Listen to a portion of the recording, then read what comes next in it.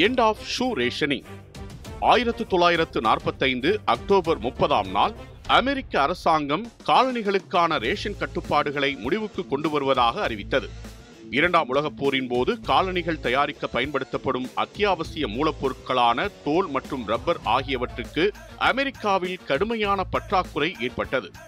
ராணுவ வீரர்களின் பூட்ஸ், விமான ஜாக்கெட்டுகள், துப்பாக்கி உரைகள் மற்றும் பிற ராணுவ தேவைகளுக்காக பெருமளவில் தோல் தேவைப்பட்டது.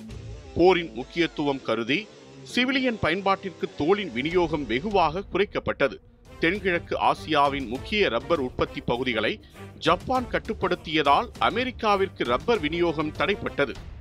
இதனால் காலனிகளின் அடிபாகங்களுக்கு பயன்படுத்தப்படும் ரப்பருக்கும் தட்டுப்பாடு ஏற்பட்டது. இதையடுத்து 1943ஆம் ஆண்டு பிப்ரவரியில் அமெரிக்காவின் விலை நிர்வாக அலுவலகத்தால் காலனிகளுக்கான ரேஷன் முறை அறிமுகப்படுத்தப்பட்டது. ஆரம்பத்தில் ஒரு நபர் ஒரு வருடத்திற்கு 3 ஜோடி காலனிகள் மட்டுமே வாங்க அனுமதிக்கப்பட்டது.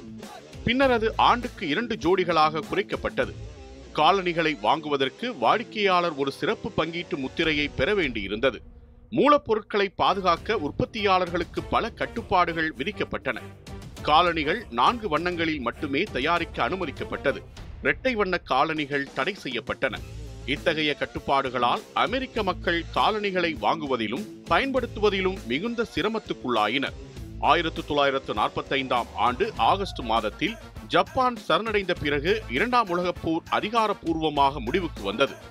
அமெரிக்காவில் ராணுவ தேவைகளுக்காக திருப்பிவிடப்பட்ட தோல் மற்றும் ரப்பர் போன்ற பொருட்கள் மீண்டும் சிவிலியன் பயன்பாட்டிற்காக கிடைக்க ஆரம்பித்தன. போரின் போது நடைமுறையில் இருந்த எரிவாயு, இறைச்சி, காஃபி போன்றவற்றின் ரேஷன் கட்டுப்பாடுகள் ஒவ்வொன்றாக முடிவுக்கு வந்தன.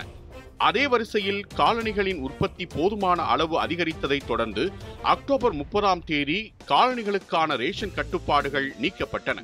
காலனிகளின் மீதான கட்டுப்பாடுகள் நீக்கப்பட்டதன் மூலம் அமெரிக்கர்கள் மீண்டும் தங்கள் தேவைக்கேற்ப பொருட்களை வாங்க முடியும் என்ற நம்பிக்கையை பெற்றதுடன் பொருளாதார உற்பத்தி இயல்பு நிலைக்கு திரும்புவதாகவும் உணரப்பட்டது. போர்க்கால கட்டுப்பாடுகளும் அவற்றின் காரணமாக ஏற்பட்ட முடிவுக்கு வந்ததன் அடையாளமாக இந்த நிகழ்வு அமெரிக்க வரலாற்றில் இடம்பெற்றது.